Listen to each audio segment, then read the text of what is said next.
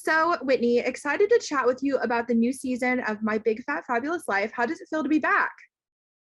It feels really good. It always feels kind of confusing. Like it's season 9, and I always just think that there's never going to be another one, and there always is. So now I'm like, okay, we'll go to season 10, then maybe 20, and maybe I'll be doing this forever. I don't know. What can you tease about what goes down this season? Well, I think most people have an idea, especially if they follow my social media. I do have a man, a new one, whose identity that I cannot reveal, but you will get to know him, or I guess whose face you can't see, but you will get to know him throughout the season. And I did just get back from France like yesterday. So, I was going um, to ask about that because I saw that you were in France. What was it like? How was it? It was good in terms of like COVID and everything. It was much more strict here than it is strict there than it is here. But it was so wonderful to get out of the country and do some traveling. As a fat woman, it's never super easy to be outside of the States. It's not even easy to be inside the States either. So, that was kind of difficult.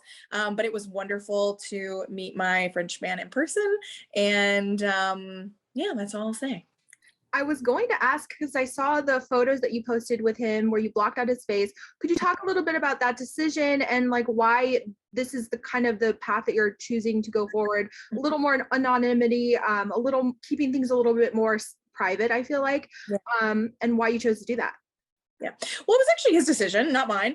But it's one that I fully support, especially after last season, the things that went down with Chase and the abuse and harassment that he endured, which no one deserves, no matter what. That really affected me, still affects me to this day. And so I never want to be part of anyone else going through something like that. So I fully support his decision to not be seen on television or on my internet. And I think there's a distinction that a lot of people haven't made. Like I saw a lot of people in my comments saying like, oh, he's embarrassed to be with you in public. And, why does he have his face covered and stuff like that? And they're saying that on a picture of he and I at the Louvre, which is like one of the biggest tourist attractions in the world, where he was obviously with me in public. There's the difference between being in public in your real life and then being on television and opening yourself up to millions of people, being on someone's Instagram that has over 1 million followers. So I think it's interesting that I think in this culture, we're so used to everything being on the internet that we forget that 10 years ago, it wasn't even possible to be on the internet the way that we are now. And that not everybody wants that. And I had 6 weeks with him in person. He was never embarrassed of anything. He's just not ready to open himself up to the ridicule that comes with being on reality TV. And I do not blame him because that's a decision I don't have any longer to make. But there are times that I wish, I could. So yeah. Well, I feel like there's also a big difference of like when you meet a fan in real life, they're never going to like usually say anything crazy to you in person because nobody does that. And I feel like when people get online, they just feel empowered to say whatever they want, even if it's like so rude or like things that you would never say. So I think it's a good decision. I completely understand that. Fans were in the past, they were shocked and saddened when they heard about your past breakup last year. Is that something that's going to be addressed in this new season? Yeah, I mean, we're still in the aftermath of it, obviously. And I actually did meet up with Chase, once during the season. I have not spoken to him before or since. And he gave me some interesting news and I, wish him the best. I feel very just kind of like neutrally, about him. And it was interesting for me personally to see the way that I was able to move on and get into another relationship, because at this time last year, I thought like, I'll never date another man for the rest of my life, So I was really proud of myself actually that I was able to like trust and move forward and put that behind me. So that's all pretty positive and I wish him the best. Will that be shown on the show? Was that kind of like a closure moment for you? Yes. And it will be shown. Yeah. Okay. So you did receive an outpouring of love from your fans online after that whole terrible situation. What negative comments aside, what was it like seeing those messages of support? Because I feel like a lot of people can relate to your situation and what you went through. Yeah, I mean, honestly, the comments that were positive were helpful because I saw a lot of people, and I've never shied away from basically showing every emotion or whatever on TV, but that was so deeply personal and deeply hurtful and so just like I feel like more serious than anything I've ever had to share. So seeing people say that they found strength in my vulnerability and that they thought that it was actually like brave and strong of me to share that, definitely helped. I mean, it was just a difficult thing to go through, but I mean, if there's anything that can come out of it that's positive, then that's good to know. Yeah. And kind of turning the corner, I know that you have mentioned that you have a new man in your life. When you were single and you were thinking about if you were going to have another relationship, what were like some attributes or things that you were looking for in a future partner?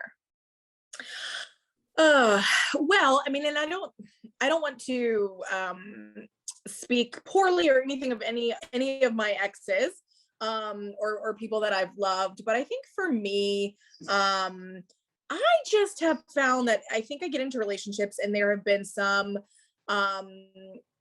I don't want to say super dramatic, but been some red flags or been some things that I really felt like I was compromising on from the beginning.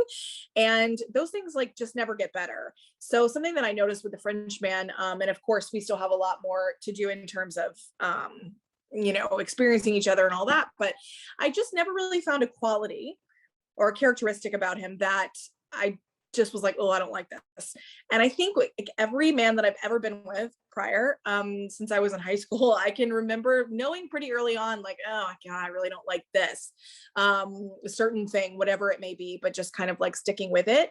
And so it doesn't mean that the Frenchman's perfect. He's not by any means. We've had conflict and all that kind of stuff, but I just feel like, in terms of stuff that's really important, there hasn't been anything that we don't really line up on. And I think that that's good. I think that maybe I was a little too quick to maybe settle for certain things in the past. And certainly not to say I didn't love all of my ex-boyfriends. I certainly did. But I think I just, was a little too quick to jump into the relationship when maybe I could have been a little bit more discerning.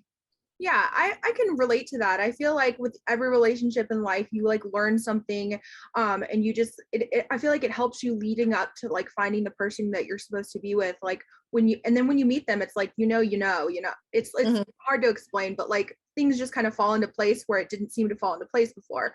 So I can relate to that. I think that's Yeah. great. I hope this is the one for you. Um, I do too. I do too. I was going to also ask, what would be some advice to fans or viewers who have gone through a breakup or maybe can relate to your situation, for how to get through that time? Honestly, for me, I think it was really hard because I would say lean on your friends and family, lean on people who remind you who you are, lean on people who can uplift you and all that kind of stuff. And I think this happening through COVID made that really difficult because I just did not really have a lot of the coping mechanisms that I would have had otherwise. But that's still my best advice because I think when you go through something that kind of earth shattering, you internalize things, you start to blame yourself.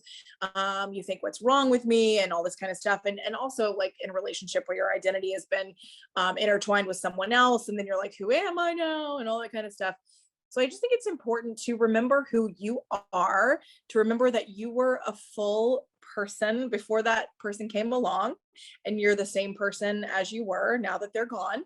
And it just helps to have people who love you unconditionally to remind you of that, and also just to bring joy into your daily life. Like, I think every moment that you can have happiness, even for like a few minutes, it's a reminder that like, oh, there's something else beyond this pain. And it makes you want to stick it out to find that on the other side. I feel like that's great advice. I feel like my go-to advice to my friends is always like, well, I went 26 years without knowing them.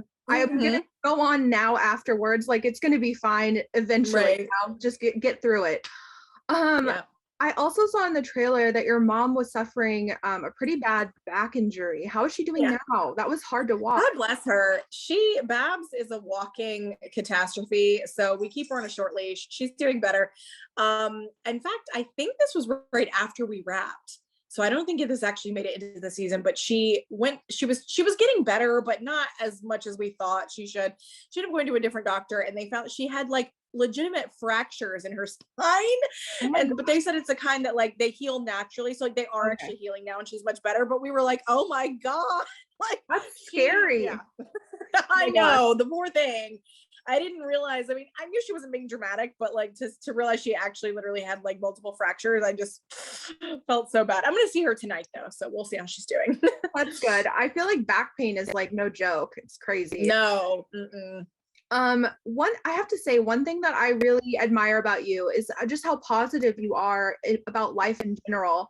How has that outlook helped you through the pandemic and like this rough couple past years? I don't want to let you down, sister, but I just feel the need to be honest right now. People say that to me constantly. Hey, you're so positive, da, da, and I'm really not. Like, I sometimes I feel like it's almost this thing that I have to own up to, like, oh yeah, I'm so positive and let me teach you how to be so positive. And in reality, I suffer from anxiety and depression. I have my entire life.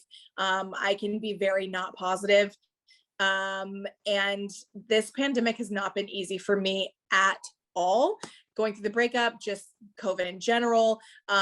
So I wouldn't even feel right, really giving a bunch of advice on how to stay positive. I wouldn't. And I think it's important for people to know that you don't always have to be. And I do know that I put on a brave face a lot, but I struggle. And so I hope that anyone who's relating to that can realize, like, I'm not just this like magical, like flip a switch, be positive all the time kind of person. I mean, I do think that I try to look on the bright side, obviously, but I think it's also okay to own when you are not well, and I mean, I have legitimate mental illness. And so that's not an easy thing to deal with all the time.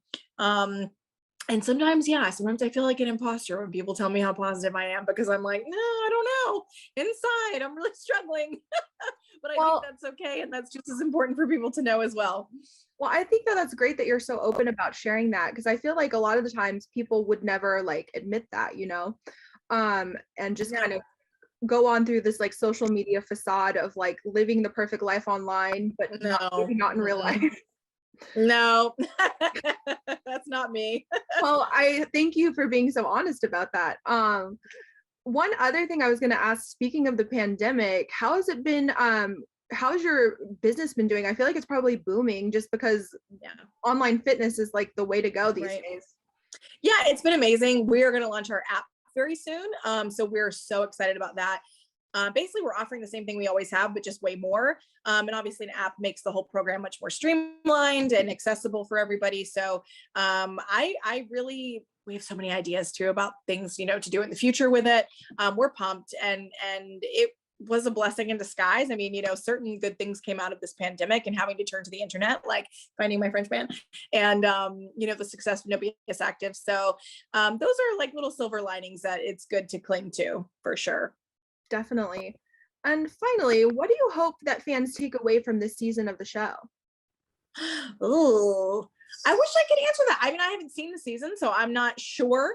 But I would say maybe I feel like maybe resilience, or like bouncing back, because through this season we're really kind of like starting to come out of COVID, starting to come, after getting vaccinated and coming back to life, and me like finding love again and all that kind of stuff. I know we're not out of the woods at all, and like life is not back to normal, but I think we were all so devastated, isolated, traumatized by this whole year, and we were finally able, as a group and as a family, the whole cast, to find ways to feel normal again.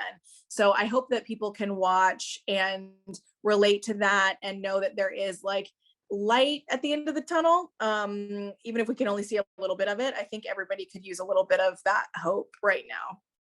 Awesome. Well, thank you so much for chatting with me today and being so candid about everything. And I wish you all the best. And I hope this is the one for you. I hope the French man is the one. Me too, girl. Okay. Have a great rest of your day.